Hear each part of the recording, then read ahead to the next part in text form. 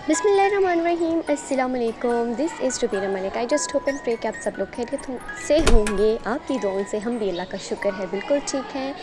ये व्लॉग बहुत ही ज़्यादा एक्साइटिंग होने वाला है क्योंकि इसमें मैं आपको दिखाने वाली हूँ अपनी प्री रमज़ान ग्रॉसरी और ईद शॉपिंग।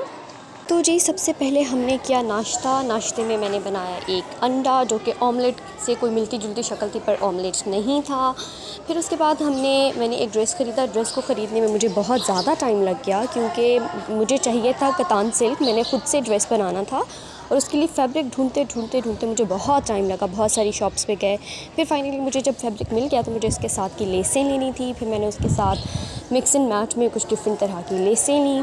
फिर उसके बाद जब मेरी लेस भी हो गई, ड्रेस भी हो गया, तो हम लोग आ गए चूड़ियों की शॉप पे। मैंने सोचा कि अब आए हुए हैं तो साथ की मैचिंग में चूड़ियाँ भी लेती जाऊँ। और यहाँ से मैंने गोल्डन कलर का मेरा ड्रेस था, जैसे कि आपने देखा होगा, तो मैंने गोल्डन कलर की ही चूड़ियाँ ली। और इस वक्त आपको मेरी चूड़ियाँ पैक होती हुई नज़र आ रही होंगी।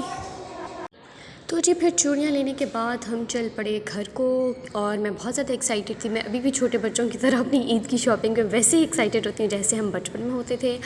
इस वक्त मैं आपको कुछ ग्लिम्सेस दिखा रही हूँ मियाँ वाली के बाज़ार की। लास्ट टाइम भी मैंने चूड़ियाँ यहीं से ली थी। अगर आपने मेरा लास्ट वाला व्लॉग देखा था तो आपको पता होगा कि यही शॉप थी। मैं ज़्यादा कुछ तो रिकॉर्ड नहीं कर पाई क्योंकि जब मैं अपने ड्रेस का फैब्रिक ढूंढ रही थी तो मैं माइंड में सोच रही थी कि पता नहीं यहाँ से मिलेगा भी कि नहीं। अट्टा का बाज़ार थोड़ा सा ज़्यादा बड़ा है तो वहाँ से सारी चीज़ें ईज़िली मिल जाती हैं। प्लस हमारी अम्मी को पता होता था कि कौन सी शॉप से कौन सा फैब्रिक मिलेगा। तो मेरे हस्बैंड ने इस तरह की शॉपिंग पहले कभी की नहीं, तो इसलिए उनको भी नहीं पता था और मैं तो यहाँ पे थी ही नहीं, तो मुझे भी नहीं पता था। इसलिए हमें बहुत सारी शॉप्स जो हैं इधर से उधर ढूंढनी पड़ी, जाना पड़ा, पूछना पड़ा। कुछ के पास था तो वो कलर्स नहीं थे जो मुझे चाहिए थे और बहुत सारों के पास तो था ही नहीं। तो अभी इस वक्त आप देख रहे हैं कोई रेलवे का एरिया है जिसमें से हम गुज़र रहे हैं।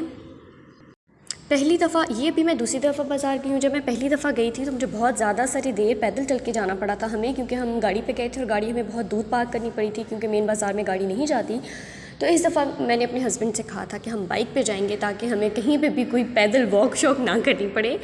तो ये काफ़ी अच्छा एक्सपीरियंस था क्योंकि हम इतने ज़्यादा थके नहीं थे, क्योंकि हमें पैदल नहीं चलना पड़ा था। बस जिस भी शॉप में जाना होता था उसके बिल्कुल बाहर हम अपनी बाइक पार्क करते थे, अंदर जाते थे, चीज़ पूछ के लेके और फिर हम वापस आ जाते थे।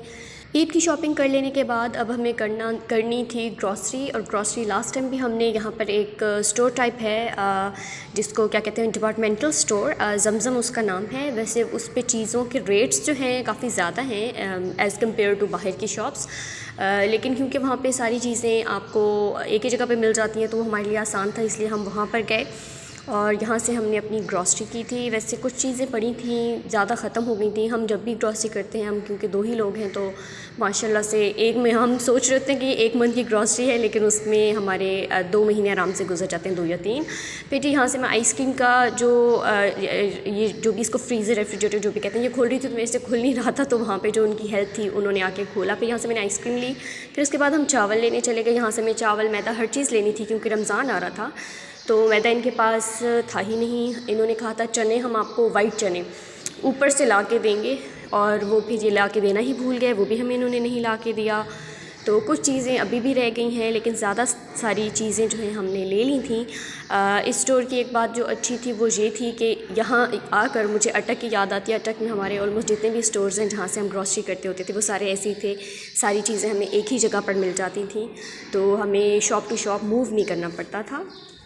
ग्रॉसरी करने के बाद मैं बहुत ज़्यादा थक चुकी थी और मुझे बहुत ज़्यादा भूख भी लगी थी। मैंने जल्दी से आइसक्रीम ली थी और एक लेस का पैकेट लिया था, लेकिन फिर उसके बाद मैं ये सोच रही थी कि मैंने तो नकाब किया हुआ है, ओह माय गॉश, अब मैं इसको खाऊंगी कैसे। फिर हमने रास्ते से समोसे ले लिए थे क्योंकि दिन का टाइम था, तो मैंने सोचा अब घर जाके दिन का खाना तो मैं बिल्कुल नहीं बनाने वाली। मैंने जो आटा बहुत सारा गूंद के रखा हुआ था वो ख़राब हो गया था, तो मैंने सोचा कि चलो आज का लंच यही सही। मेरे हस्बैंड ने सुबह नाश्ता किया था और उन्होंने कहा था कि आज वो लंच में कुछ भी नहीं खाएंगे, तो इन्होंने दी थी इतनी सही चटनी, तो मैंने सोचा कि चलो जी साथ में थोड़ी सी टमाटर काट लेते हैं और थोड़ी सी दही और ऐड करके अच्छा सा mixture kind of samosa chaat वाली फील लेके तो हम समोसे खाएंगे। तो अभी हम इसको जल्दी से मिक्स करते हैं और खाते हैं क्योंकि मुझे बहुत सख्त भूख लगी हुई है। तो जी ये था हमारा आज का व्लॉग। आई जस्ट होप कि आपको अच्छा लगा होगा। टिल द नेक्स्ट व्लॉग, अल्लाह हाफिज़ and don't forget to subscribe to my channel.